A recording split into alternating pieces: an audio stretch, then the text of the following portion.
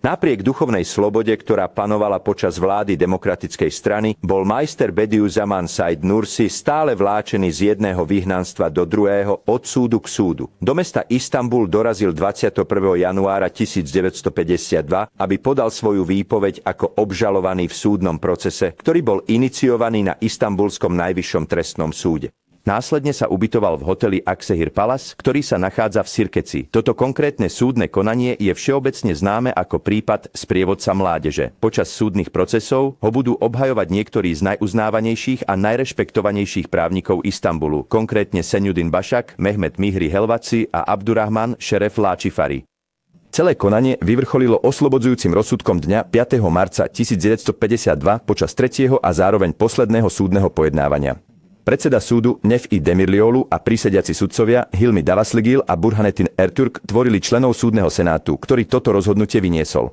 8 rokov po oslobodení revolucionári z 27. mája vypočúvali predsedu súdu Nefiho Demirliolua, požadujúc vedieť, prečo oslobodil Bediüzzamana.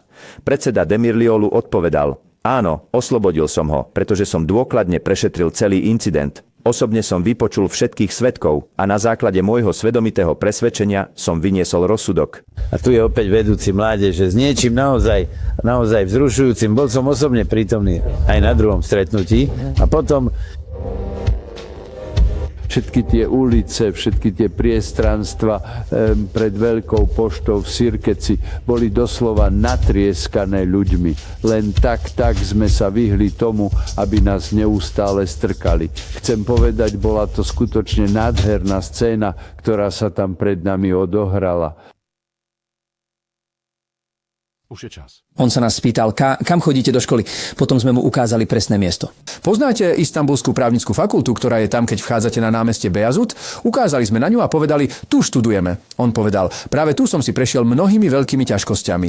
Bolo to počas incidentu z 31. marca, keď ho súdili priamo tam, v tej istej budove. Takže sa musel odvolávať na tú konkrétnu udalosť. Povedal, momentálne som vo Fatihu.